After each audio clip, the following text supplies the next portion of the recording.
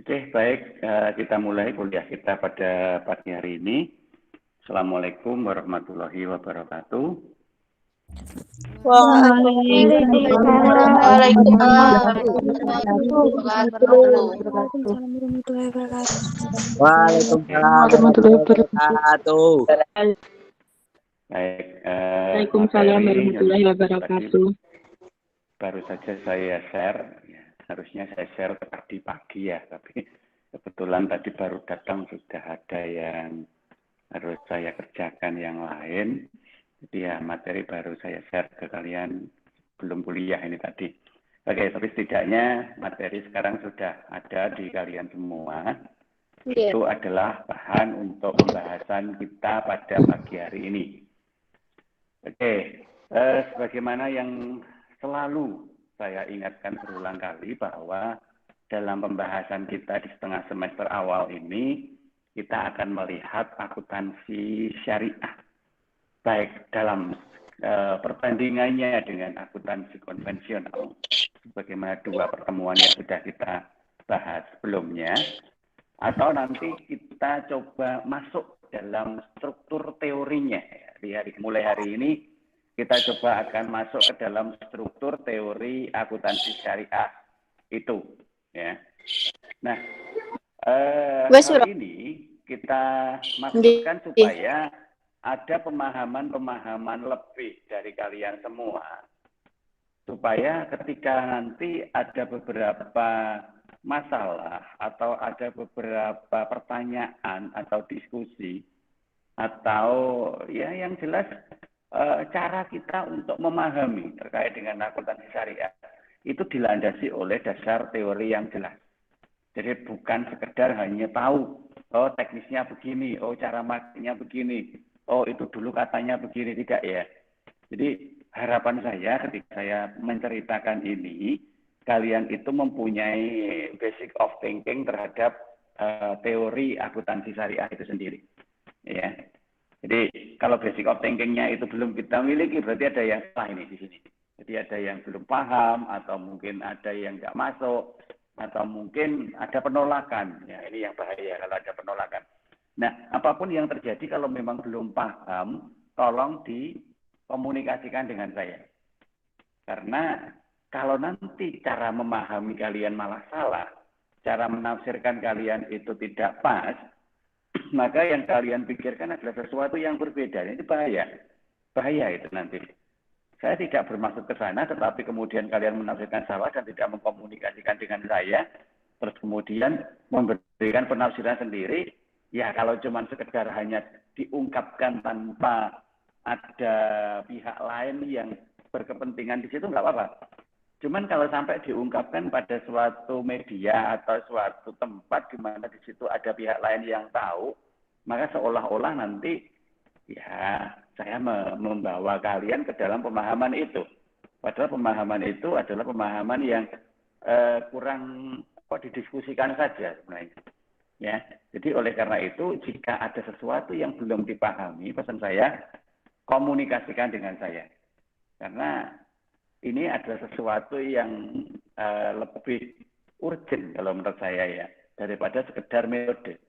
Kalau metode itu aturannya jelas, tetapi kalau sesuatu yang sifatnya teoritis memang ya sangat normatif, sehingga perlu dipahami dan kalau memang belum paham ya harus komunikasi. Pesan saya seperti itu. Oke, kita langsung aja masuk ke materi kita terkait dengan konsep dasar akuntansi syariah. Kalau kalian sempat baca sekilas apa yang saya share di materi itu, mungkin banyak yang dari kalian belum paham. Apa sih ini? Kan gitu ya. Oh, aneh-aneh gitu ya. Ini mata kuliah akuntansi loh. Kok? Nah, mungkin begitu ya di pikiran kalian. Oke. Kalau ada yang berpikir seperti itu nggak salah. Justru itu malah benar. Ya. Tapi kalau nggak berpikir apa-apa lah itu yang bahaya itu. Jadi ya belum ada respon terkait dengan apa yang saya sampaikan. Ya, harusnya memang ada pemikiran bahwa apa yang saya sampaikan ini mengundang pertanyaan gitu ya. Karena apa yang saya sampaikan itu mungkin belum pernah kalian peroleh dari mata kuliah yang lain. Mungkin ya, tapi kalau ada ya syukur. Ya. Oleh karena itulah maka seperti yang tadi dari awal saya pesenin bahwa apa yang saya sampaikan ini benar-benar harus dipastikan maksudnya. Jangan sampai salah memahami. Ya. Kalau salah memahami gawat. Nah, karena ini adalah suatu konsep dasar. Konsep paling awal. Kalau kemarin saya sering sampaikan bahwa di dalam akuntansi yang sekuler, akuntansi keuangan konvensional, konsep dasar yang paling awal adalah kapitalistik. Ya. Kalau pengen lebih jauh memahami tentang apa itu kapitalistik, baca bukunya Karl Marx. Ya. Ya. Karena disitulah bapak kapitalisme dunia yang memang memberikan banyak ulasan. Cuman pesan saya, rata-rata kapitalisme itu lebih banyak dijelaskan dengan dasar logika yang pasti. Nah, karena kemarin kan saya katakan salah satu cirinya kan memang mempunyai argumentasi yang jelas, ya kan? Nah, rasionalisme. Makanya kita harus membatasi diri untuk menggunakan rasionalismenya. Pesan saya begitu. Sebab kalau rasionalismenya itu nanti diloloskan, ketika kita memahami kemudian rasionalismenya itu diloloskan, maka kita akan tertarik ke situ, akan tergeret ke situ. Dan menganggap itu semua benar. Dan tidak ada kebenaran yang lain. Ya. Dan memang itu benar. Ya. Karena dari awal saya katakan, saya tidak pernah menyalahkan. Itu benar.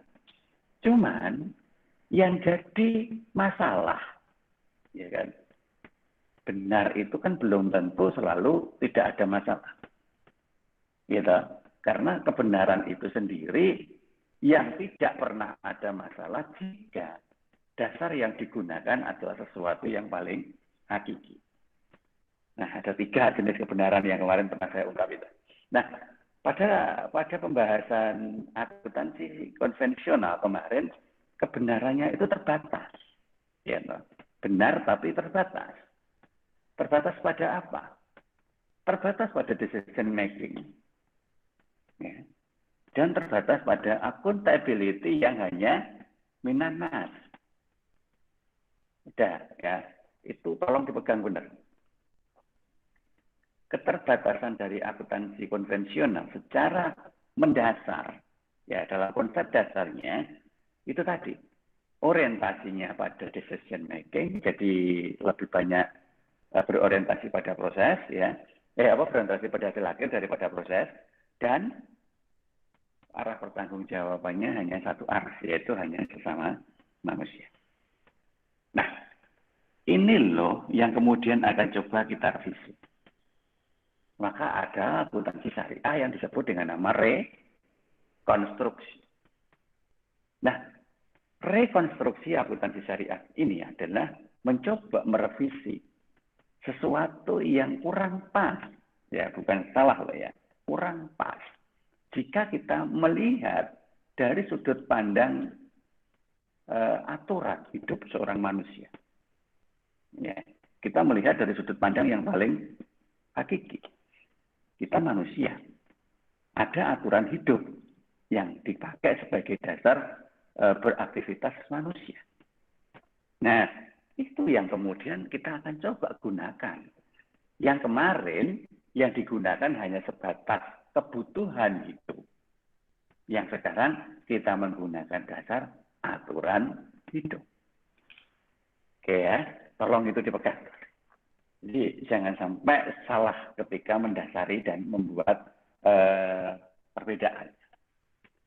Nah, bicara tentang aturan hidup, ada beberapa hal yang bisa kita gunakan untuk referensi. Ya, kita tidak semata-mata hanya bicara tentang agama, ya, karena ini bukan mata kuliah agama. Agama itu hanya salah satu dari sekian banyak hal dalam kehidupan ini yang harus kita perhatikan. Kita perhatikan sebagai dasar untuk menjalani aktivitas kehidupan. Ini saya berikan beberapa aturan yang lain. Ya. Apa? Yang saya sampaikan ini adalah aturan tentang komunikasi. Orang sering mengatakan bahwa akuntansi itu kan harus bisa membuat sebuah informasi keuangan tentunya. Nah, informasi keuangan ini digunakan untuk komunikasi pihak yang mengelola dan pihak yang berinvestasi. Karena pihak yang berinvestasi ini, investor ini, kita tahu semua bahwa dia tidak ikut dalam pengelolaan usaha. Ya kalaupun ada kan tidak banyak, mungkin masih usaha-usaha kelas menengah ke bawah itu yang ikut. Tapi kalau usaha kelas atas, nggak ada yang namanya investor itu yang ikut mengelola usaha. Ya, kecuali memang yang berinvestasi itu dari pihak manajemen ya. Nah, oleh karena itulah maka investor itu kan menunggu informasi dari pengelolanya. Ya, pengelola membuat informasi itu dalam sebuah informasi keuangan dalam laporan keuangan. Sampaikanlah kepada investor. Investor membaca dan memahami maksudnya. Berarti kan di sini ada komunikasi. Nah, oleh karena itu orang sering mengatakan bahwa akuntansi adalah salah satu bahasa komunikasi yang ada dalam sebuah usaha. Nah, karena akuntansi itu adalah bahasa komunikasi, maka siapapun orangnya pasti menginginkan komunikasi itu benar. Ya, benar yang bagaimana? Nah, kembali lagi ke kemarin ya. Kembali, karena saya sudah menjelaskan kebenaran kemarin itu. Yang seperti itu tentunya. Nah, supaya nanti kita punya dasar atau indikator untuk mengatakan bahwa kebenaran itu mengarah ke sana. Salah satu cara kita bisa coba lihat teori komunikasinya Jürgen Habermas. Habermas itu seorang bapak filosofi, ya, bapak filsafat di dunia ini. Nah, menurut Habermas itu ada 3 dimensi tentang communicative action.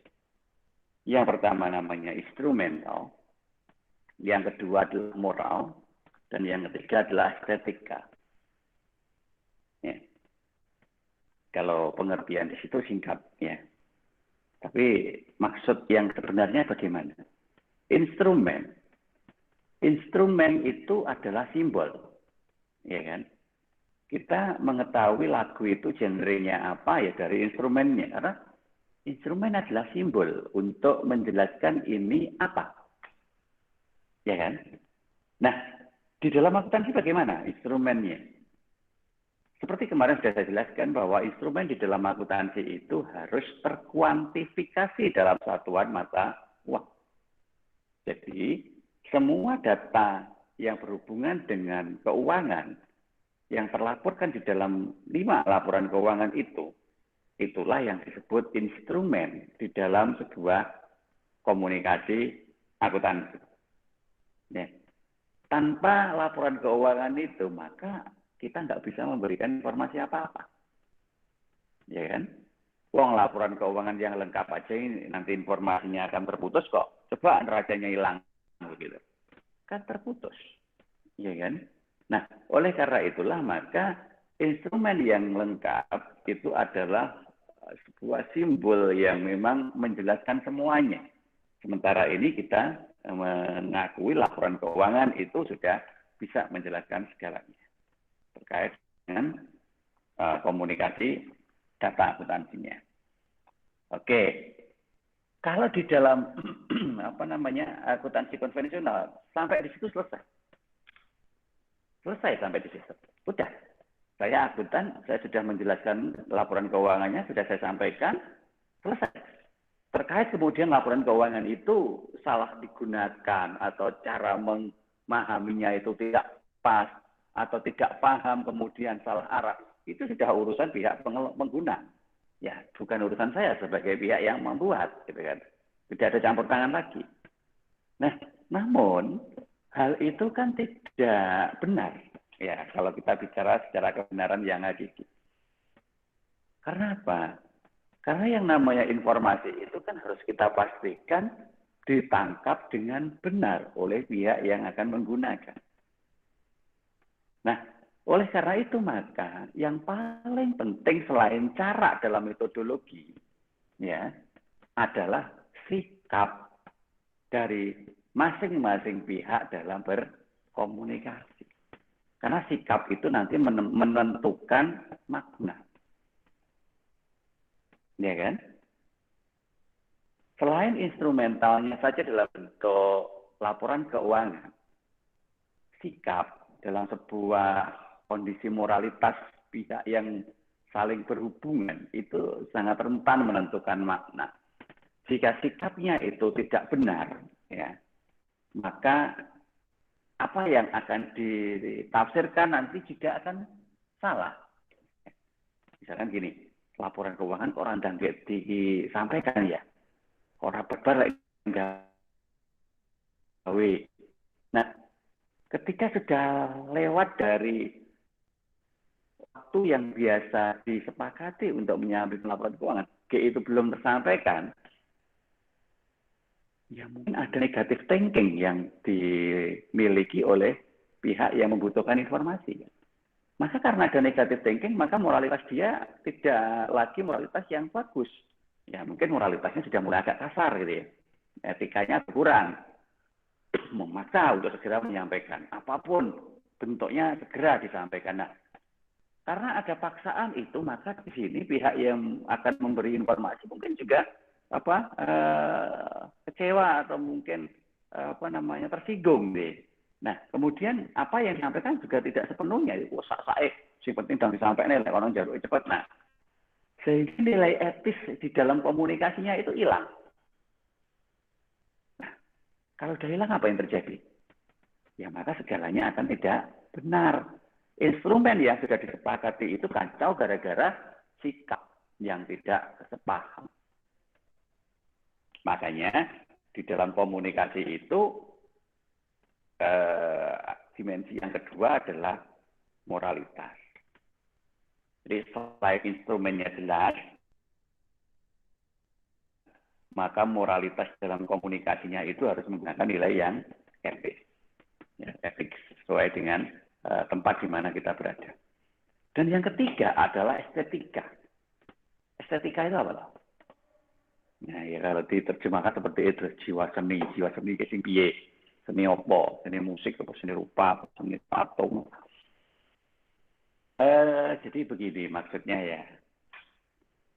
Seni itu bukan hanya sekedar terkait dengan karya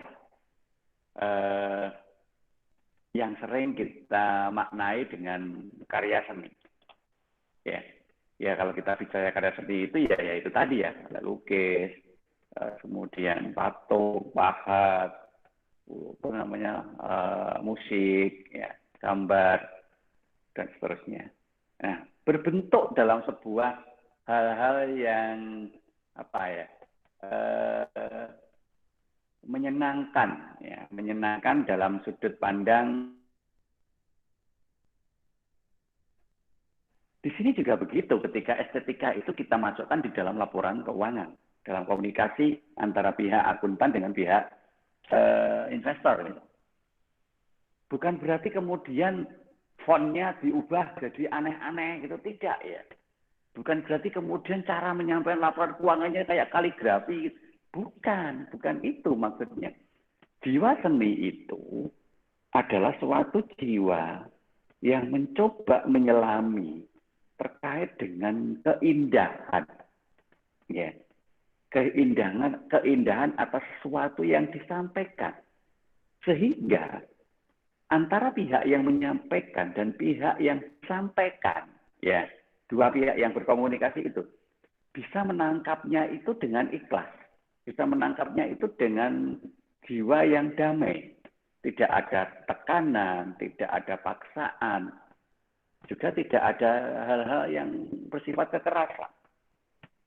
Nah, ketika sesuatu itu diterima dengan tenang, jiwa yang damai, jiwa yang sabar, maka apa yang terungkapkan, apa yang tersampaikan dalam komunikasi itu dengan mudah terserap. Ya, seperti saya cerita seperti ini loh. Coba kalian kalau pas saya cerita seperti ini benar-benar fokus untuk ya memahami apa yang saya maksud. Orang disambi-sambi. Ya, itu seolah lebih mudah untuk menyerap maksud yang saya sampaikan. Tetapi kalau saya menyampaikan seperti ini, kalian nyambi macam-macam, ya, nyambi masak, nyambi nyuci, nyambi mandi, mungkin repot, gitu. Karena apa? Menangkap dari maksudnya itu terpecah, terkontaminasi oleh aktivitas yang lain, ya. Makanya ya kuliah dulu ya, walaupun disambi, tapi dalam konteks ini memang perlu fokus untuk mendengarkan ya. Tolong ini benar-benar diperhatikan. Supaya apa? Ya secara estetika itu nanti kita bisa menangkap karena dalam posisi itu kita berada pada apa ya cara berpikir yang stabil di dalam pikiran kita itu tidak terkontaminasi oleh hal-hal yang lain. Sehingga apa yang tersampaikan itu benar-benar kita bisa pahami maksudnya. Nah, estetik seperti itu. Sehingga intinya di dalam sebuah dimensi estetika, informasi itu adalah informasi yang benar-benar dibutuhkan oleh pihak yang akan menggunakan dan bisa disampaikan dengan cara-cara yang indah, cara-cara yang tenang, damai, sehingga bisa ditangkap itu dengan benar tanpa ada intervensi dari pikiran-pikiran yang lain. Nah, sehingga kalau kita simpulkan dari ketiganya itu bahwa di dalam komunikasi itu butuh simbol yang bisa diterima atau bisa dipahami oleh kedua pihak yang berkomunikasi, kemudian disampaikan dengan moralitas yang sesuai dengan nilai etis yang berlaku di tempat itu, dan aspek yang disampaikan itu mempunyai nilai estetik, yaitu tidak ada sesuatu yang menyebabkan informasi itu menjadi hal yang merusak dalam komunikasi keduanya. Jadi benar-benar menyampaikan maksud ya, tidak ada kepentingan lain yang memang bisa mengganggu. Nah, maksudnya seperti itu ya dari ketiga dimensi dari teori Habermas dalam communicative action-nya ini. Nah, oleh karena itulah nanti akhirnya akuntansi itu pecah menjadi dua aliran. Iya kan? Ya, sebagaimana yang kemarin sudah saya sampaikan, bahwa di dalam akuntansi itu ada yang bersifat konvensional, di mana itu indikatornya adalah didasari oleh cara berpikir secara sekuler dan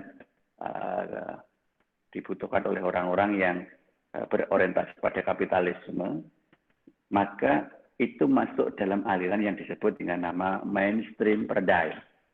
Ya. Dia masuk kategori mainstream paradigm. Kenapa kok dia masuk mainstream?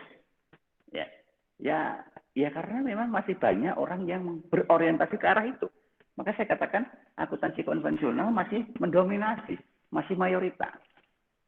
Karena mayoritas, maka dia menjadi konteks paling utama dalam berakuntansi. Kita disebut mainstream. Ya kan? Nah, kemudian ada lagi paradigma yang seperti kita coba bahas ini, yaitu paradigma yang mencoba merekonstruksi aliran-aliran yang sifatnya sekuler tadi dengan aturan-aturan dalam syariah, maka itu disebut dengan konteks non-mainstream paradigm. Nah, jadi kebalikannya. Ya.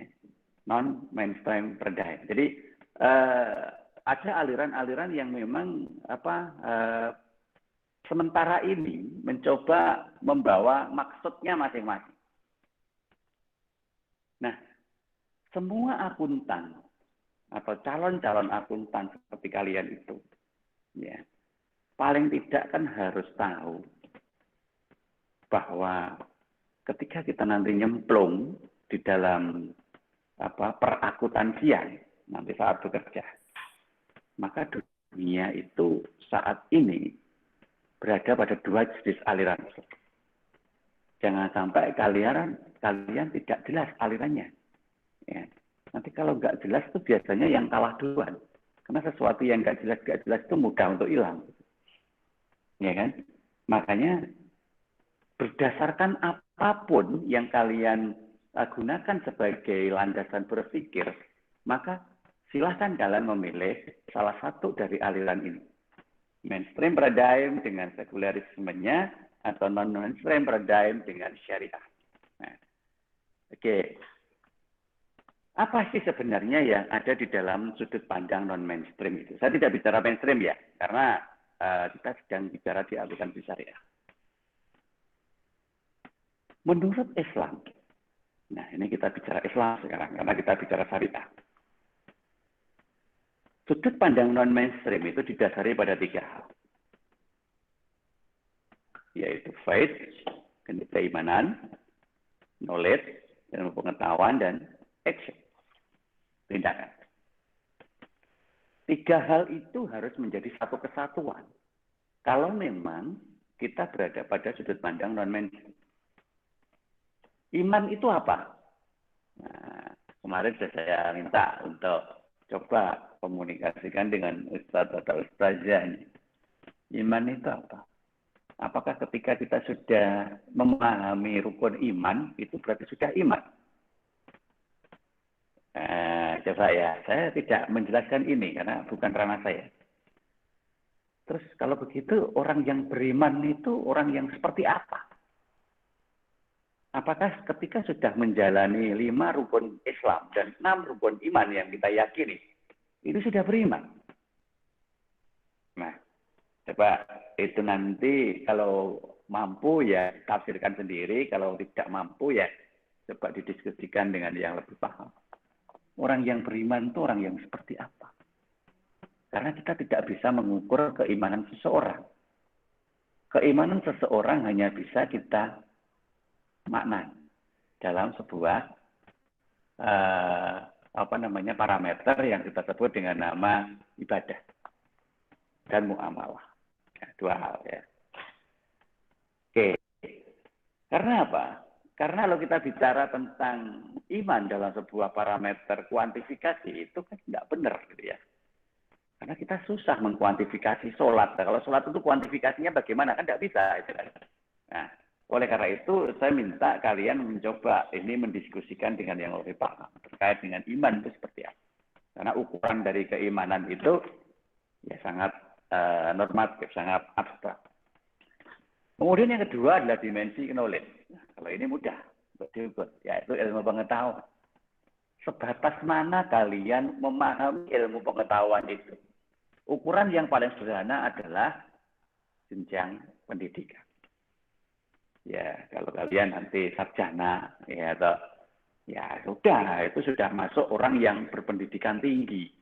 Ya jelas, karena kan kuliahnya di kuliah pendidikan tinggi, ya universitas. Ya, mahasiswa, gitu. Tak pinter-pintere bocah SMA, ya misalkan SMA di depan kampus kita itu SMA 1 ya.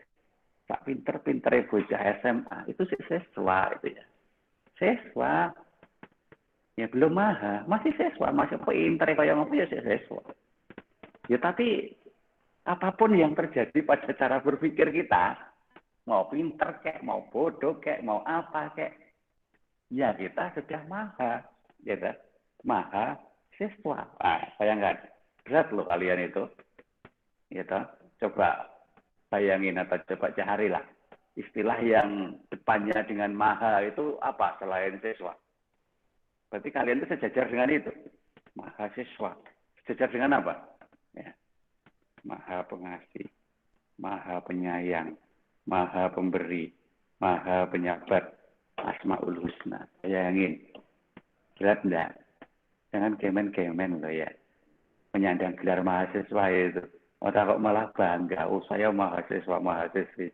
Wah berat loh. Maha. Sing sekelas maha itu apa? Ya itu. Maha yang di depan loh, kalau maha yang di belakang banyak. Ya maha, ya Honda, ya Suzuki. Nah, oke. Jadi itu adalah ukuran yang paling sederhana. Kalau kalian itu mahasiswa, sarjana, tetapi knowledge-nya itu kemudian kalah dengan si siswa tadi, ya berarti ya selama ini yang kalian cari salah, gitu ya. Atau mungkin kalian tidak tahu sebenarnya apa yang kalian cari. Nah, oleh karena itu fokuslah sesuai dengan apa yang kalian tekuni saat ini dalam program studi. Karena program studi itu sudah mengarahkan kalian dengan sendirinya, termasuk nanti ke arah pekerjaan. Maka disinilah kalian nanti akan diukur. Kalau kamu mengukurnya gampang ya, saya aja sama IPK selesai. Perkara nilaimu mulai kondimbo, ya kok? Ya, kamu tahu sendiri bagaimana cara mendapatkan nilai. Kalau itu memang indikator kuantitatif, maka juga ada lagi indikator kualitatif di dalam knowledge. Ya, yaitu seberapa banyak kalian itu bisa menghadapi situasi yang ada di sekitar kalian. Kalau titik-titik kemudian nggak ngerti, titik-titik nggak paham, ada masalah kemudian nggak bisa nyelesain, malah kemana-mana lari dan seterusnya. Nah, berarti knowledge-nya itu memang yang secara non-kuantitatif jelas kurang. Padahal ini penting. Ya. Oleh karena itulah kenapa saya memberikan penjelasan seperti ini, mulai dari dasar yang paling awal. Karena harapan saya, khusus untuk teori akuntansi syariah, kalian punya knowledge yang lengkap, mulai dari dasar paling awal sampai nanti ke teknis. Walaupun nanti secara teknis memang nggak banyak yang saya berikan. Saya berasumsi teknis itu mudah. Setiap kali kalian nanti sudah punya aktivitas di situ, maka dengan sendirinya teknis itu kalian pahami. Tetapi kalau untuk mendasari itu susah. Makanya saya lebih baik memilih memperjelas banyak hal yang dipakai untuk mendasari pemahaman atau knowledge kalian di dalam sudut pandang non-mainstream ini. Nah, kemudian ketika faith itu sudah kuat, kemudian knowledge itu sudah jelas orientasinya, maka kita berani berbuat. Berani melakukan tindakan. Ya. Minimal bekerja tindakannya. Nah, sehingga apa yang kalian miliki itu bisa kalian gunakan untuk mengambil keputusan, bisa kalian gunakan untuk mengarahkan tindakan kalian ketika melakukan aktivitas sebuah pekerjaan akuntansi. Misal kalian itu sebenarnya lebih mengarah ke non-mainstream. Tetapi ya apa boleh buat, pekerjaan ini yang diterima duluan adalah yang mainstream. Maka gimana ini? Apakah saya tinggalkan non-mainstream saya? Saya ini bekerja tanpa sesuai dengan hati nurani. Gimana? Enggak ya. Sudut pandang non-mainstream itu tidak hanya digunakan ketika kita memang berada pada sebuah jalur syariah. Tidak. Nah, seperti yang saya katakan kemarin, saya itu juga tidak selamanya berada pada jalur syariah. Tidak. Malah sering berada pada jalur konvensional. Tetapi saya mencoba untuk menstimulasi konvensional itu dengan beberapa hal yang agak. Kenapa kok agak? Kalau semua kan nggak mungkin. Yang agak bisa dipertanggungjawabkan, ya berdasarkan dari dasar-dasar syariahnya. Jadi seorang akuntan itu yang memang disebut berani melakukan tindakan itu apabila dia sudah mampu mengambil keputusan setelah menganalisis permasalahan yang dihadapi berdasarkan knowledge yang dia miliki dan tidak meninggalkan faith atau keimanan yang ada. Catat itu. Dan ingat sampai kapanpun. Ya. Itu kalau kalian nanti memang berada di jalur non-mainstream, di jalur yang mainstream. Ya syukur kalau langsung masuk ke jalur non-mainstream. Tapi ingat, walaupun jalur non-mainstream, belum tentu itu benar-benar syar'i. Belum tentu. Ya. Maka yang wajib kalian lakukan adalah satu, berani berbuat, ya actionnya tadi. Jangan sampai nggak berani berbuat ya, takut salah, takut dimarahi, takut ketakutan itu adalah salah satu hal yang menghambat kreativitas. Jadi ketika kalian sudah merasa takut, maka ini otak normal berpikir kalian itu langsung tertutup. Ya, ya kayak mana kalau uang didani medina ya. Ketika orang itu takut, ya didani medina itu merasa ada hantu, maka rasionalisme berpikirnya kan hilang semua loh. Jadi tiba-tiba itu dengkulnya malah lemes, melayu raiso, terus arep anu ndoprok tok, ngompol. Nah, itu karena apa? Kacau di dalam otak kita itu. Jadi otomatis ketakutan itu kan nanti memunculkan sebuah enzim, di mana enzim itu justru akan meracuni enzim-enzim yang lain. Sebenarnya enzim yang lain itu mengarahkan otak kita untuk berpikir normal, sehingga menjadi tidak normal. Kenapa? Takut. Ya, maka saya katakan takut itu harus takut yang beralasan. Kalau alasannya itu alasan-alasan yang seperti ini yang masih memang bisa dijalankan, maka ya tidak perlu takut. Ya. Nah kalau memang belum bisa gimana? Ya bisa dulu. Makanya kita belajar. Ya, belajar. Nanti makanya di situ ada dimensi knowledge. Karena dimensi knowledge inilah yang nanti membawa kalian untuk selalu belajar. Belajar itu tidak hanya sekedar di perguruan tinggi kayak begini ini. Tidak sampai kapanpun. Ya. Long life study. Jadi namanya belajar itu seumur hidup. Nah, oleh karena itulah maka aktivitas ini harus langsung bisa kita injeksikan ke dalam cara berpikir kita. Ya. Kalau memang kita pengen memberikan kontribusi, maka yang akan kita mulai adalah dimensi actionnya dulu. Kita berbuat dulu. Tapi sebelum berbuat tetap berpikir ya. Tetap berpikir. Nah, kita mampu nggak di situ? Siapa nanti yang bantu kita berbuat? Nah, pada saat kita berbuat, maka dimensi knowledge itu kita gunakan. Ya, berbuat berdasarkan dari dimensi knowledge. Maka knowledge kita akan berkembang. Oh ini enggak, oh ini iya, oh ini bisa. Nah, knowledge kita akan berkembang. Namun, saat berkembangnya knowledge yang lebih banyak didasari rasional, tetap kita harus tahu bahwa apa yang kita lakukan itu berdasar secara faith. Tidak boleh kemudian gara-gara sekularisme kita meninggalkan faith. Wong rencananya kita mau menghilangkan sekuler kok justru malah kita terjebak ke sekuler. Karena kita bisa jadi ketika action kita itu sedang lucu-lucunya, kemudian knowledge yang kita miliki itu sedang bermanfaatnya, maka kita lupa pada faith. Indikator yang paling sederhana lali wayai Soros. Ya. Itu aja, sederhana saja. Lali wayai Soros. Oh iya, mau wayai pura. Nah, lali. Ya, waduh, bisa ini. Nah, engkosek. Udah itu aja, sederhana.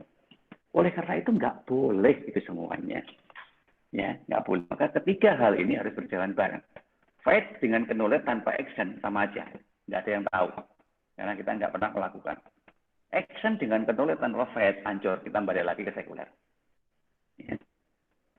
Action dengan faith tanpa knowledge, ciloko. Ya, jadi teroris. Ya. Nah, seperti ini. Ya, seperti ini. Makanya 3 dimensi ini harus utuh. Tidak boleh terputus. Nah, oleh karena itulah kenapa dalam aturan syariah itu benar-benar digariskan bahwa itu adalah kebenaran yang paling hakiki. Kemarin kita sudah bahas kilas terkait dengan Al-Baqarah 282. Kalau nggak salah, saya juga kemarin sudah menyarankan, ya, tapi saran itu kan terserah, mau dilakukan mau enggak. Kalau merasa butuh yang dilakukan, enggak ya wes. Saya sarankan untuk membaca artinya dan membaca tafsirnya. Ya, saya tidak perintahkan untuk membaca suratnya, tidak. Itu urusan nanti, itu kan terserah kalau kalian mau ngaji, ya kan. Tetapi ketika untuk belajar di sini, saya menyarankan untuk membaca artinya dan mau membaca tafsirnya. Dia Al-Baqarah 282. Kemarin kita sudah garis besarkan itu menjadi 3 hal. Sekarang kita coba kembangkan lagi 3 hal itu dalam sebuah substansi. Substansi di dalam Al-Baqarah 282. Ya. Jadi ini bicara substansi. Kemarin adalah 3 hal pokok ya. Sekarang substansi. Pertama, praktek pencatatan harus dilakukan. Ya kan? Kalau kalian yang sudah baca, saya yakin bisa mengikuti apa yang saya ceritakan. Ya, kalau yang belum baca ya nanti dibaca. Harus dilakukan. Sehingga tidak ada alasan bagi siapapun yang melakukan transaksi tanpa membuat catatan. Sehingga wajar kalau nanti misalkan kita itu jadi akuntan atau auditor menyalahkan suatu transaksi yang terjadi tanpa ada catatan. Karena itu bukan perintah manajer, bukan perintah direktur, perintah Allah loh. Mau apa kalau sudah perintah Allah itu? Ya. Jadi Allah itu sekali lagi tidak hanya memerintahkan manusia di dunia ini hanya untuk beribadah. Tidak. Apa mencatat itu bagian dari ibadah? Bukan. Tapi bagian dari muamalah. Karena 2 hal loh yang diperintahkan Allah di dunia ini kepada manusia. Yaitu ibadah dan muamalah. Oke, saya tidak bahas masalah ibadah. Yang kita bahas muamalah. Salah satunya adalah mencatat transaksi dengan benar. Benar itu jika di situ ada dimensi keadilan dan ada dimensi kejujuran. Maka sudah kita bahas itu. Ya. Kemudian yang ketiga adalah tidak dibatasi ruang dan waktu. Artinya apa? Artinya itu forever. Sampai kapanpun itu harus dilakukan. Yang bisa membatasi itu hanya kita sendiri. Karena apa? Manusia punya kemampuan yang terbatas. Maka kita membatasi yang namanya pencatatan itu dalam satuan waktu. Tetapi kalau perintah Allah itu selamanya nanti harus dilakukan seperti itu. Nah, sekedar kita harus paham substansi itu apa sih? Substansi itu isi, kalau paling gampang kita sering mendengar. Isi. Isi itu apa? Isi itu adalah sesuatu yang berada di dalam sebuah aktivitas. Jika aktivitas itu kita simbolkan dalam sebuah bentuk, maka isi itu kita simbolkan sebagai sebuah metode. Ya, sebuah metode. Sama seperti ketika kita bicara makhluk hidup. Kenapa manusia itu bisa berpikir, bisa bergerak ke sana kemari, bisa melakukan banyak hal di dunia ini? Ya karena dia disebut hidup. Salah satu organisme yang hidup itu apa? Karena dia punya nyawa. Ya kan? Sehingga ketika manusia itu sudah tidak punya nyawa, maka disebut mati. Kalau dia mati, itu sudah bukan makhluk, tapi menjadi benda. Ya, nggak ubahnya dengan benda mati yang lain, meja, kursi, dan lain-lain itu. Sama. Iya kan? Kenapa meja dan kursi itu disebut benda? Ya karena dia tidak bernyawa. Nah, ini loh. Maka, untuk bisa dikatakan sempurna, melakukan aktivitas secara benar, maka 2 hal yang harus berkolaborasi, yaitu bentuk dan substansi, jiwa, raga, jadi satu. Ya. Raga tanpa jiwa, mati. Gitu. Jiwa tanpa raga, gentayangan, ya kan? Medeni. Nah, oleh karena itu harus bersinergi. Sama, di sini juga begitu. Substansi berlawanan dengan bentuk. Karena apa? Karena substansi itu ada di dalam bentuk. Bentuk tanpa substansi, maka dia akan mudah untuk berubah-ubah ya. Mudah untuk diubah-ubah, karena nggak ada substansi. Ya kan? Tetapi kalau bentuk itu memiliki substansi, maka dia akan terkondisikan sesuai dengan apa yang menjadi tujuan dari bentuk itu. Nah, oleh karena itu, maka bentuk bisa berubah sepanjang masa mengikuti dari kebutuhan. Tetapi substansinya nanti akan mengikuti arah dari perubahan bentuk tersebut. Oke. Mudah nggak yang saya ceritakan? Nanti didengarkan lagi dan coba diulang-ulang di posisi ini. Karena ini adalah dasar cara berpikir. Dasar cara berpikir. Ketika kita memang harus memahami sebuah makna yang nyata dalam kehidupan ini. Kadang-kala kita terjebak bahwa kehidupan itu hanya sekedar fata morgana. Kenapa kita terjebak di fata morgana?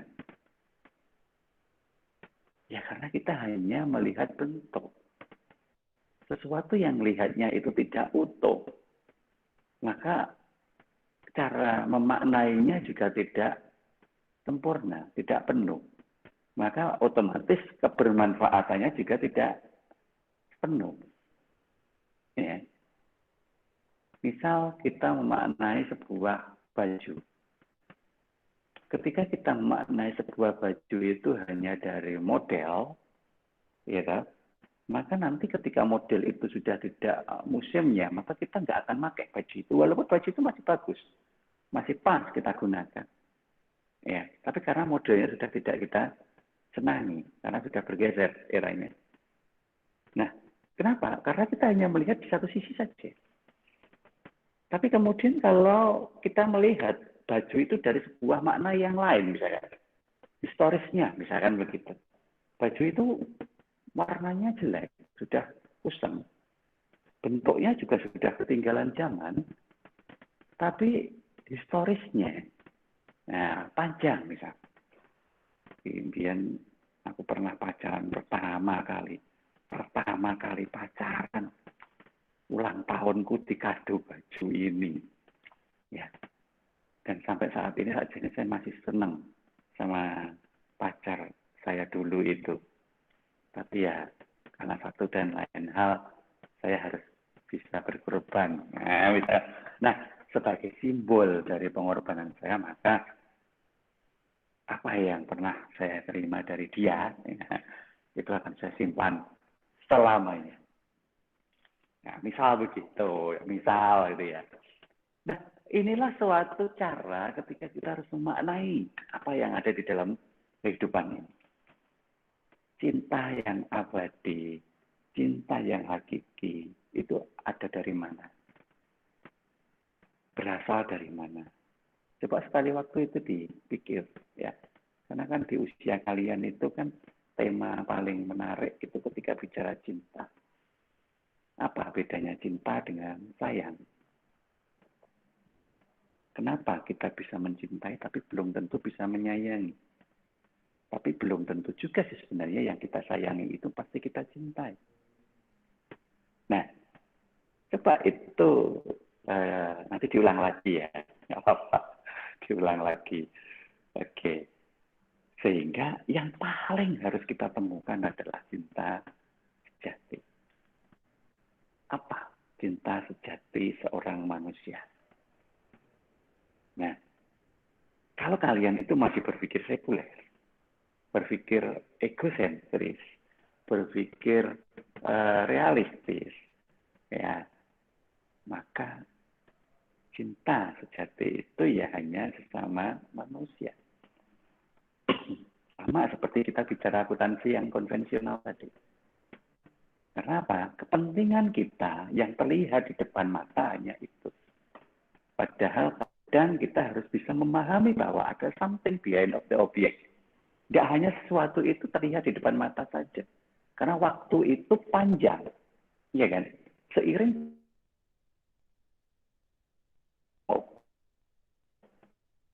waktu mata kita terbatas secara indrawi.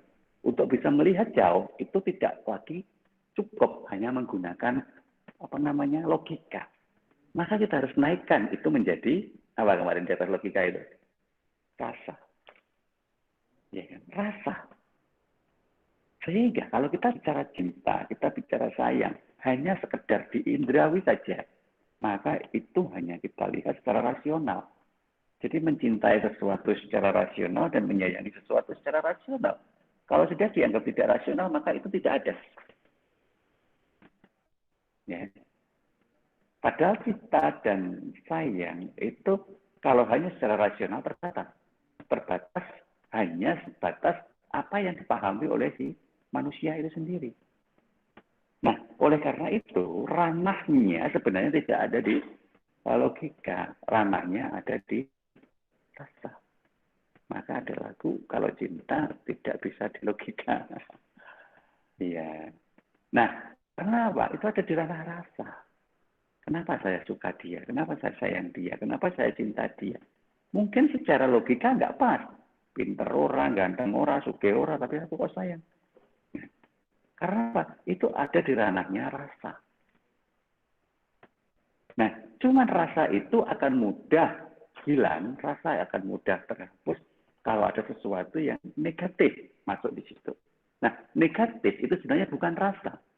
Negatif itu sebenarnya datang dari logika. Ya, saya terindikasi selingkuh, misalkan begitu. Pacarku terindikasi selingkuh. Terindikasi itu datang dari mana? Ya, datang dari beberapa kata-kata orang, foto, atau yang lain, sikap. Nah, itu sebenarnya kan hanya dalam konotasi logika. Sehingga itu semua harus kita kembalikan ke ranahnya rasa. Ya, bagaimana rasa itu? Karena rasa itu datang dari hati. Logika datang dari pikiran. Ya. Nah, di sini nanti posisinya beda. Nah, kemudian kalau nanti kita mau tingkatkan lebih jauh terkait dengan rasa dan logika itu, maka keduanya bisa menyatu. Ketika rasa dan logika menyatu, maka yang muncul bukan lagi rasa, tapi sebuah keyakinan. Keyakinan. Orang kalau sudah yakin, itu sudah tidak lagi bisa terpengaruhi oleh yang lain harusnya. Kalau keyakinannya ini memang benar-benar tulus ya. Tidak akan lagi terpengaruhi oleh yang lain. Nah, tingkatan terakhir dari sebuah proses hubungan itu ada di sini tadi loh, di keyakinan. Coba kamu punya pacar. Kamu sudah yakin sepenuhnya bahwa pacar kamu itu nanti akan menjadi suami atau istri kamu. Misal ya. Maka apapun yang terjadi, baik ada orang ngomong, baik ada apapun itu sudah tidak akan mempengaruhi. Sama dengan misalkan kita bicara terkait dengan kehidupan ini. Bahwa kalau kita yakin bahwa hidup ini adalah berkah cinta sejati dari Allah misalkan. Maka ya nggak akan ada lagi yang bisa mempengaruhi apapun itu semuanya dari Allah dan kembali kepada Allah. Inna lillahi wa inna ilaihi raji'un. Jadi itu bukan hanya sekedar ungkapan kalau ada orang mati gitu ya. Tetapi di balik makna itu adalah sesuatu yang harus kita yakini bahwa yakin loh ya, kita yakini bahwa apapun itu datang ke kita pasti dan lagi akan kembali lagi kepadanya. Apapun itu. Nah, oleh karena itulah maka yang harus kita pahami bukan bentuk-bentuknya ya, yang kita harus pertahankan, tetapi adalah substansi yang ada di dalamnya. Nah, ini ya yang harus kita lakukan. Karena kalau kita terlalu banyak berorientasi pada bentuk, maka ya seperti kita berada pada jalur sekularisme. Karena sekularisme itu sangat mengagungkan bentuk. Ya. Padahal bentuk itu berubah. Ya, seiring dengan waktu. Nah, inilah substansi sebenarnya yang ada di dalam Al-Baqarah 282. Namun ya, yang sering terjadi itu seperti ini. Ya, nggak banyak lah orang Islam itu yang bisa memaknai sampai sejauh itu. Ya, kalau memaknai sendiri nggak bisa karena memang nggak belajar dengan ilmu itu, ya setidaknya kan kita mendengar dari apa yang disampaikan orang yang lebih tahu. Tetapi kadang yang namanya orang mendengar itu ya durasinya nggak lama. Sehari, 2 hari mungkin masih ingat, tapi like ngono baris lali ya balik normal lagi ya. Al-Quran juga begitu. Ya kita rutin baca Al-Quran, tapi ya hanya baca surat-suratnya saja, baca ayat-ayatnya, tanpa kita pernah memahami apa arti dari surat yang kita baca itu. Katam sih katam, setahun katam ping rolas, sasi pisan katam bisa. Tapi kita nggak ngerti apa sebenarnya itu. Itu kan ibarat burung beo gitu ya. Burung beo itu kayaknya bisa ngomong nirukan suara orang gitu ya. Assalamualaikum. Waalaikumsalam. Waktunya makan. Selamat pagi. Tapi kan karena itu bukan bahasa burung beo. Maka burung beo itu bisa mengucapkan itu karena dilatih berulang kali dengan kalimat yang sama dan hanya sekedar untuk hiasan. Hanya sekedar di bibir gitu kan. Ya. Allahu Akbar. Ya burung beo bisa itu punyanya Ustadz misalnya. Seringkali dengar Ustadznya itu apa kalimat-kalimat pendek seperti itu bisa. Ya kan? Bisa. Tapi itu karena bukan bahasanya ya dia tidak akan paham. Nah, kalau kita itu baca Quran dan hanya sekedar seperti itu, apa bedanya dengan burung beo tadi kan? Nah, inilah kelemahan kita sebagai seorang manusia. Nah, oleh karena itu, banyak sekali manusia yang terperangkap pada aspek normatif. Kita flashback tadi, di 3 dimensi tadi. Faith, knowledge, and action. Orang yang punya faith tinggi, keimanan yang tinggi. Di sini loh kadang itu apa ya? Seolah-olah merasa dia itu sudah punya kebenarannya sendiri. Karena apa-apa dia itu tahu bahwa didasari dari Al-Qur'an. Ini ada Al-Qur'an, ini ada Al-Qur'an.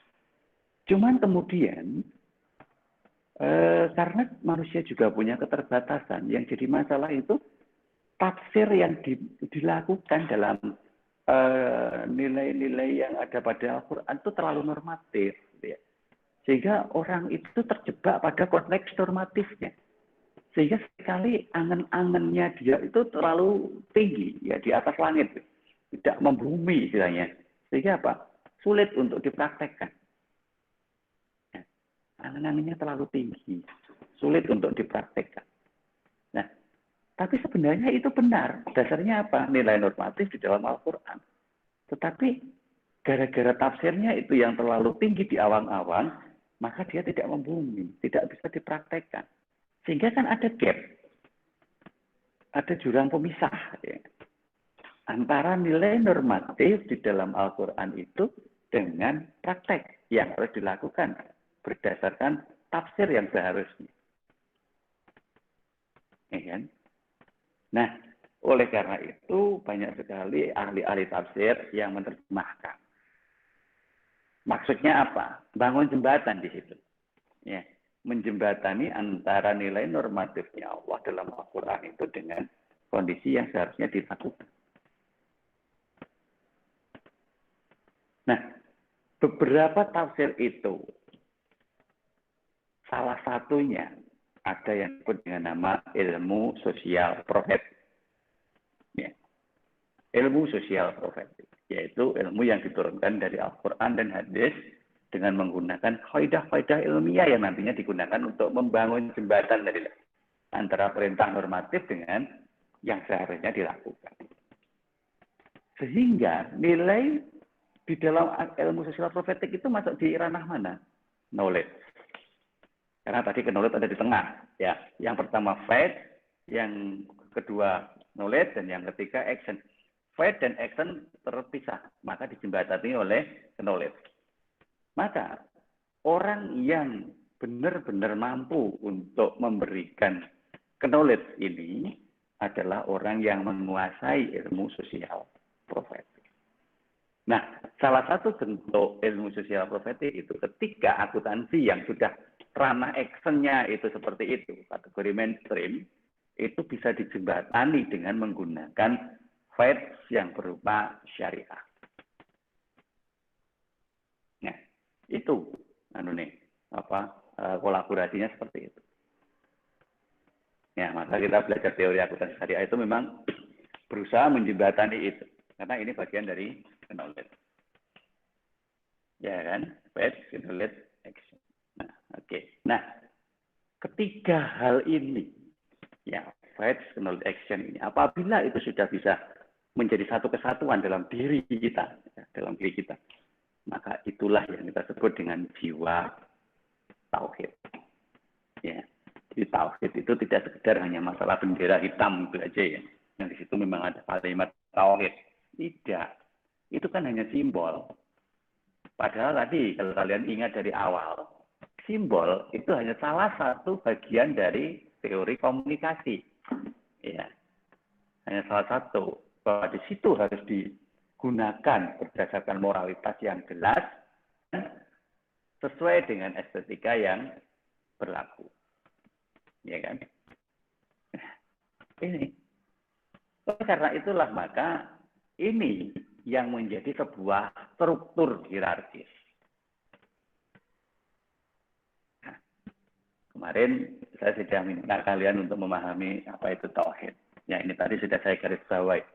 Tauhid adalah suatu kondisi di mana kita sudah mampu ya menggunakan teori komunikasi tadi untuk melakukan sebuah action yang didasari oleh knowledge berdasarkan paradigmanya baik. Maka itu yang terjadi. Ya. Misal ini sederhana aja. Dalam akuntansi ya. Kita mau mencatat yang namanya pendapatan denda. Ada denda. Loh, kok ada denda? Iya. Kan ada kesepakatan kemarin. Kalau melakukan sesuatu di luar batas waktu yang ditentukan, maka akan berlaku denda. Iya, oke. Sama-sama disepakati. Dan oke, ikhlas bayar dendanya. Iya, karena saya belum bisa kemarin. Denda nggak apa-apa. Nggak bayar dendanya. Oke. Terus denda itu diakumulasikan atau tidak pendapatannya? Nah, di sini. Di dalam sekulerisme, secara rasional, denda itu juga termasuk pendapatan. Maka dia akan terakumulasi di dalam pendapatan utama, pendapatan pokok. Ya. Maka ya semakin banyak denda ya, semakin banyak juga pendapatan pokok ini. Itu di luar tambahan dalam bentuk bunga itu tadi ya, lain lagi. Kita bicara denda. Nah, secara rasional itu begitu. Tapi ketika misalkan kita telusuri lebih jauh, apakah semua orang yang bayar denda itu ikhlas? Ya, belum tentu, ya kan. Prahayo ora iso, piye wong wis ora iso bayar sing pokok ora kuat, tambah denda kan semakin berat. Padahal denda itu hitungannya berlipat kali seiring dengan waktu keterlambatan.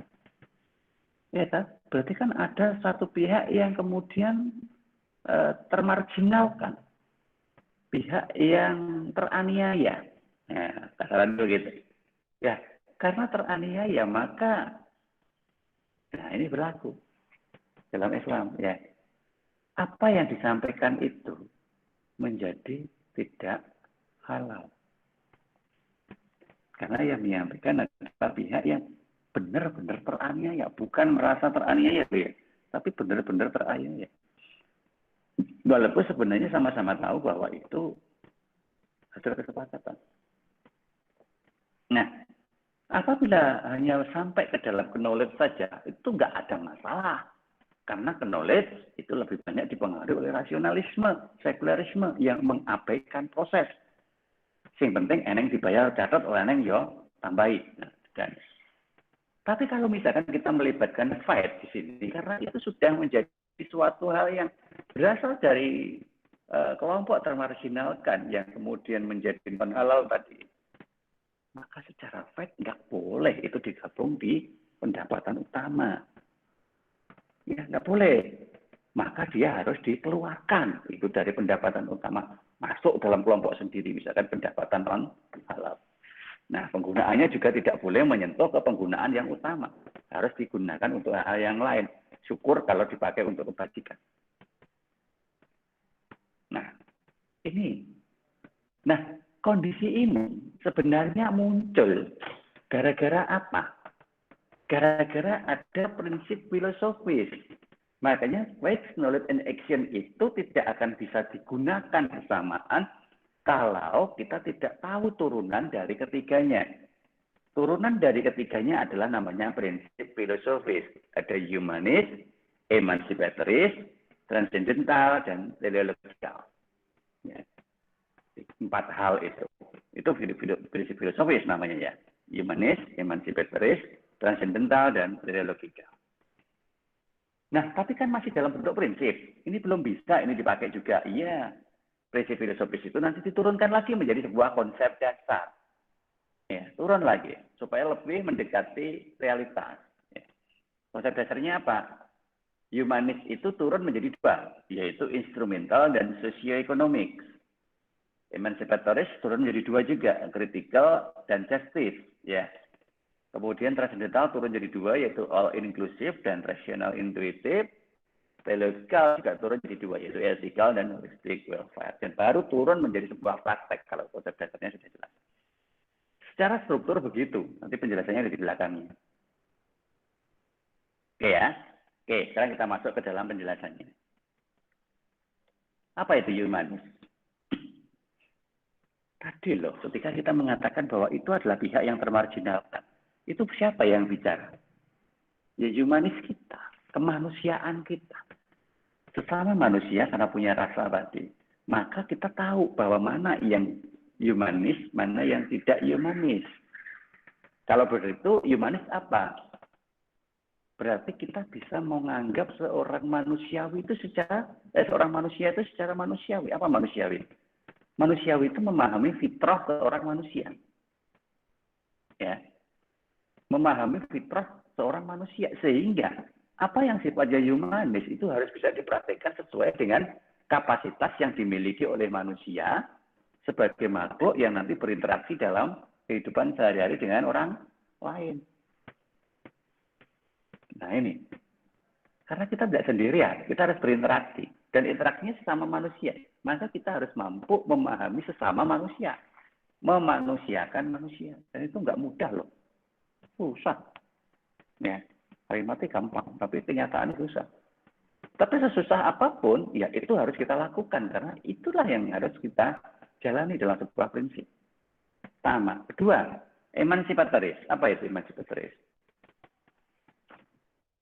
Kata kuncinya adalah mampu atau beremansipasi. Ya, emansipasi itu kan berperan serta. Ya. Berperan serta di dalam melakukan perubahan terhadap praktek dan teori akuntansi yang selama ini berjalan secara sekuler. Kita nggak bisa menentang itu. Nggak bisa, karena mainstream, harus utama. Maka kita masuk, ya kita harus bahasa Jawanya itu ngeli gitu ya, ngeli, ya ikut menghanyutkan diri di situ.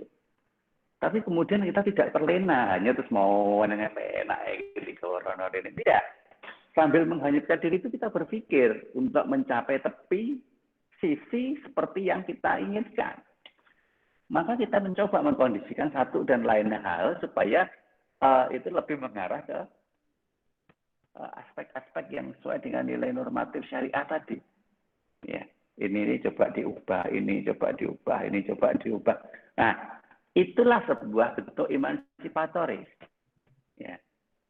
Jadi keberadaan kita itu memberikan perubahan pada sesuatu yang sudah ada, di mana hasil perubahan itu benar-benar sesuai dengan karakteristik budaya masyarakat setempat. Ya. Local wisdom. Ini sebuah konteks emansipatoris. Kemudian yang ketiga adalah transendental. Apa transendental? Transendental itu tidak hanya terkurung pada satu dimensi keilmuan tertentu saja. Walaupun kita bicara akuntansi, ya maka kita tidak boleh hanya terkurung pada cara berpikir dengan teori-teori akuntansi saja. Tidak. Makanya tadi saya coba kenalkan, ada teori komunikasi. Kenapa? Ya karena di dalam akuntansi itu adalah sebuah cara untuk berkomunikasi, bahasa komunikasi. Ya, maka kita bisa menggabungkan itu dengan teori-teori kemanusiaan yang lain, kemasyarakatan yang lain, sosiologi, psikologi, ya, etnologi, fenomenologi, antropologi. Dan bahkan masuklah Al-Baqarah 282 tadi. Ya. Nah, nanti akhir dari kuliah ini paling tidak kalian sudah mulai punya gambaran bagaimana relevansi Al-Baqarah 282 tadi terkait dengan prinsip akuntansi yang digunakan untuk mendasari akuntansi syariah. Ya, bisa mengerti engkau ditekokne ning gone ujian. Nah, ini coba apa penjelasannya? Bagaimana relevansi Al-Baqarah 282 terkait dengan prinsip akuntansi syariah. Nah, oleh karena itulah maka banyak sekali bidang ilmu yang sering kita gunakan. Kemudian yang keempat adalah teleologika. Apa teleologika? Itu adalah dasar pertanggungjawaban. Ya. Kenapa? Tujuan tanggung jawab ini tidak sekedar hanya memuaskan satu pihak. Karena tanggung jawab itu bukan berarti mampu untuk memberikan kepuasan kepada pihak yang menunggu kita. Tidak. Tapi tanggung jawab itu adalah sebuah bentuk di mana kita harus menyampaikan semuanya itu seiring dengan fitrah seorang manusia. Ya, nah, fitrahnya manusia apa? Ia berhubungan dengan manusia dan harus tetap ingat kepada Tuhan yang Maha Esa. Nah, oleh karena itu ada tiga pihak yang harus kita jaga, yaitu sesama manusia, Tuhan yang Maha Esa, dan alam semesta. Nah, disinilah bentuk teleologika. Nah, 4 hal ini masih dalam bentuk prinsip. Maka kemudian diturunkan lagi menjadi konsep dasar. Karena konsep dasar inilah nanti yang akan digunakan untuk menerjemahkan prinsip tadi. Dari humanis, ada instrumental dan sosioekonomik. Artinya apa? Oke, humanis sudah saya jelaskan tadi. Yaitu bagaimana kita memberikan posisi manusia sebagaimana fitrahnya. Maka gimana caranya sekarang memfitrahkan manusia itu? Maka ini dalam sebuah konsep dasar instrumental. Ya, cara kita berpikir metodologi. Caranya pi. Kalau kita bicara dengan akuntansi, maka cara yang paling mengena yaitu ketika kita memberikan informasi yang adil dan jujur tadi. Nah, ini tuh. Jadi simbolnya harus berdasarkan dari kebenaran yang adil dan jujur. Kenapa? Karena itu relevansinya pada kehidupan yang akan datang. Selama keadilan dijaga, kejujuran dijaga, maka yang akan datang is fine. Baik-baik saja. Nah, itu instrumental. Nah, oleh karena itulah maka nanti dilengkapi dengan yang kedua, yaitu sosioekonomi. Apa artinya sosioekonomik itu? Bahwa manusia itu nanti akan berinteraksi dengan manusia yang lain, ya, karena nanti di situ ada transaksi sosial yang melibatkan aspek sosial, mental, spiritual dari sumber daya dan entitas fisik yang melingkupi. Maka kita harus melibatkan semuanya tanpa harus bisa memilih-milih. Bukan hanya ini aja, ini tok, tidak. Semuanya harus bisa kita libatkan menjadi satu kesatuan. Ya. Tidak boleh kita hanya memandang sesuatu itu berdasarkan kepentingan yang kita gunakan, kepentingan yang kita butuhkan. Jadi sudut pandang yang kita gunakan untuk menggunakan semua sumber daya itu tidak hanya semata-mata hanya dari sudut pandang satu pihak, tetapi harus dari kedua belah pihak. Ya. Kadang-kadang kita tidak tahu bahwa apa yang kita anggap benar itu belum tentu benar di mata yang lain. Dan apa yang kita anggap salah itu belum tentu salah di mata yang lain. Nah, inilah konsep dasar dari sosioekonomi. Nah, itu dari sisi humanisme, hubungan sesama manusia. Nah, bagaimana dengan emansipatoris? Ketika nanti harus bisa memberikan perubahan. Maka di situ ada dua konsep lagi, yaitu critical and justice. Apa critical? Kritik. Kritik itu artinya apa? Mencoba mengupas, mencoba menelusuri, mencoba untuk memperbaiki, ya, merekonstruksi apa yang sudah ada itu sesuai dengan apa yang menjadi dasar pemikiran kita. Kayak tadi misalkan kita lakukan rekonstruksi, aspek-aspek yang ada nilai sekulernya kita hilangin. Apa nilai sekuler yang muncul? Misalkan dari nilai humanismenya kurang. Karena apa? Karena hanya berpikir kepentingan sepihak. Ya sudah, kalau begitu humanismenya sekarang kita kuatkan. Nah, seperti itu. Sehingga bisa saja kita mengubah prinsip yang ada. Kita belum bicara metode loh ya, metodenya masih nanti. Kita baru bicara tentang bagaimana cara kita melakukan dulu secara normatif. Nah, itulah sebuah contoh kritikal. Ya. Sehingga apa? Sehingga tidak seolah-olah akuntansi itu berada pada sesuatu yang apa ya, eksklusif. Ya. Kalau nggak begini, enggak. Itu kan eksklusif itu. Atau dogmatis. Ya. Jadi harus sesuai dengan ketentuan yang sempurna. Nah, tidak. Maka kita mencoba untuk fleksibel. Ya. Fleksibel tetapi tetap berdasar. Ya, dasarnya apa? Ya gitu-gitu kalau tadi. Kita mencoba akan melakukan perubahan dengan mengkritisi sesuatu yang nggak pas untuk dipaskan. Yang penting memang itu masih di ranah emansipatoris. Nah, kemudian setelah kita lakukan sikap kritis itu, nanti kita akan bisa menemukan apa sih kelemahan-kelemahan yang ada. Seperti kemarin itu ketika kita bahas di akuntansi konvensional. Ada beberapa hal yang menjadi pertentangan. Itu adalah kelemahan. Nah, berangkat dari kelemahan itulah kita melakukan perbaikan. Karena kita nggak akan bisa melakukan perbaikan kalau kita tidak mengetahui sebuah kelemahan. Dan kita tidak tahu kelemahan kalau kita tidak melakukan pengukuran. Nah, di sini. Nah, sehingga ya masih lemah itu kita perbaiki, yang memang sudah kuat ya lanjut. Ya. Nah, kemudian justice-nya apa? Ya action tadi harus kita lakukan. Nah, kemudian transcendental itu ada dua, yaitu all inclusive, rasional, intuitif. Apa tadi transcendental? Transcendental kan bagaimana kita mengelaborasikan beberapa dasar teori yang lain untuk bisa kita masukkan, menyempurnakan akuntansi syariah ini. Ya, maka kita menganggap ilmu apapun di dunia ini all inclusive. Semuanya itu bagus. Ya. Semuanya itu layak untuk kita pakai. Selama apa? Selama memenuhi kategori rasional yang bisa intuitif. Jadi kalau di konvensional kan hanya rasional mandiri.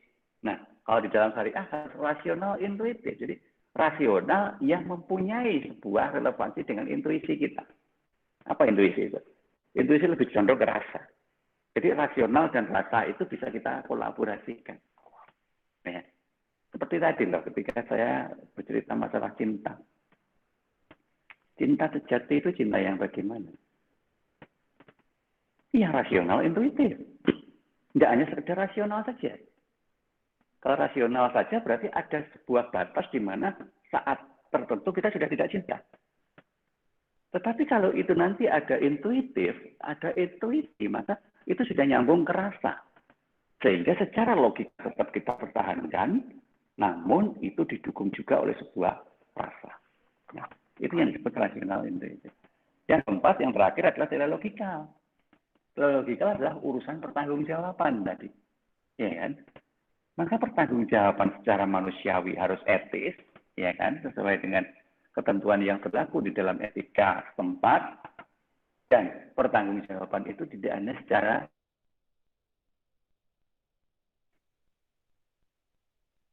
yaitu apa? Holis seluruh. Siapa saja itu? Ya, Tuhan Yang Maha Esa dan alam semesta. Nah, inilah yang memang harus kita miliki dalam pemahaman ini. Nah, karena apa? Karena kalau kita memiliki hal-hal seperti ini, maka pada prinsipnya nanti kita bisa mencoba untuk membuat sebuah konsep. Konsep yang akan mendasari cara berpikir. Ya. Di mana cara berpikir inilah yang akan menentukan arah kemana nanti kita akan menyikapi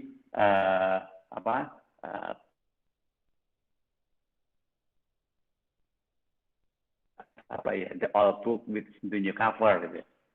Bukunya lama tetapi dikasih cover baru, tidak. Karena akuntansi syariah itu tidak sekedar cover, mengcoveri akuntansi konven yang kemudian dibingkai dengan perspektif syariah, tidak ya. Karena apa? Ya kalau kalian sudah mulai memahami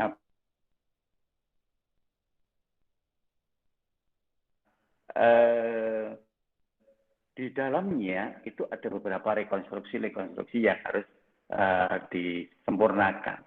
Ya, ibarat kita bangun rumah itu tidak hanya membangun rumah depannya saja yang kemudian dibuat dengan desain yang modern minimalis gitu. Tapi di dalamnya itu kemudian ada yang kita sesuaikan walaupun tidak kita robohkan semuanya. Ya, bangunan lama yang ada di dalam itu tetapi ada beberapa yang harus kita sesuaikan. Misalkan tiangnya. Dulu tiangnya itu terlalu banyak sehingga mengganggu kalau mau dibuat ruangan.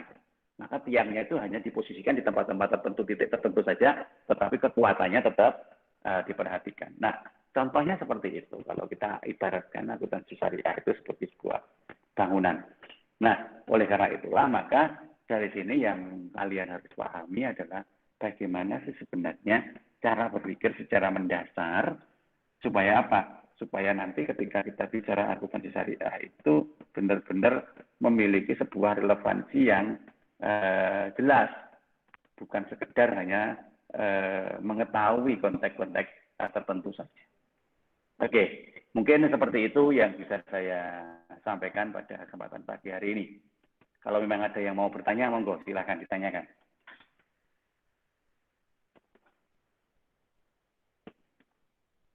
Jangan lupa absen ya, absen di Simtik. Ya, saya ingatkan jangan lupa untuk melakukan absensinya. Sudah, Pak. Oke, ada yang mau ditanyakan? Atau mungkin cukup sampai di sini dulu?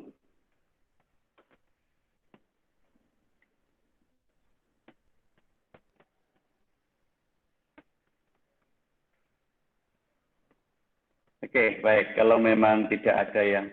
Ya, gimana Mbak Elvi? Ada yang mau ditanyakan Mbak Elvi? Belum ada, Pak. Belum. Nah, di-unmute lagi. Oke, ya, oke. Baik ya, kalau memang belum ada yang ditanyakan, pesan saya, tolong nanti rekaman ini kalian pahami lagi, kalian pelajari lagi. Saya yakin apa yang saya sampaikan tadi masih banyak yang belum kalian paham. Saya yakin. Karena untuk memahami sesuatu yang seperti saya sampaikan tadi memang tidak mudah. Saya sendiri memahami seperti apa yang saya sampaikan tadi butuh waktu yang lama. Ya. Tapi ya apapun yang terjadi karena saya pengajar maka harus cepat bisa paham dan bisa menyampaikan lagi ke kalian. Oleh karena itu maka yang lebih penting lagi buat kalian karena kalian inilah calon-calon akuntansi di masa yang akan datang. Ya. Oleh karena itu bukan saya itu mempublikasi channel saya, tidak ya, karena saya tidak meminta kalian subscribe atau apa, tidak, itu bukan untuk itu memang ya. Ini sekedar hanya untuk mengulang kembali materi yang sudah saya sampaikan. Karena materi ini kalau direkam durasinya lama dan nggak mungkin kalau saya share lewat WA atau email, tidak memungkinkan. Sehingga satu-satunya yang paling mudah adalah saya taruh di media YouTube. Nah, oleh karena itu tolong materinya nanti dipelajari kembali ya, sambil mendengarkan apa yang saya jelaskan tadi. Sampai paham. Kalau memang ada yang nggak paham, pesan saya tanya. Bisa langsung telepon saya, bisa langsung WA saya secara japri, monggo di grup, atau paling enggak setiap kita mau masuk ke materi yang baru di awal pertemuan, silahkan disampaikan. Oke, mungkin begitu yang bisa saya sampaikan pada kesempatan pagi hari ini. Semoga apa yang saya sampaikan tadi bermanfaat. Ya, walaupun memang nggak mungkin itu langsung kalian rasakan manfaatnya 1-2 hari ke depan, tetapi insya Allah di kehidupan kalian yang akan datang itu sangat berguna. Oke, saya cukupkan sampai di sini. Kita insya Allah ketemu lagi di pertemuan yang akan datang. Saya akhiri. Assalamualaikum warahmatullahi wabarakatuh. Waalaikumsalam warahmatullahi wabarakatuh. Waalaikumsalam warahmatullahi wabarakatuh. Assalamualaikum warahmatullahi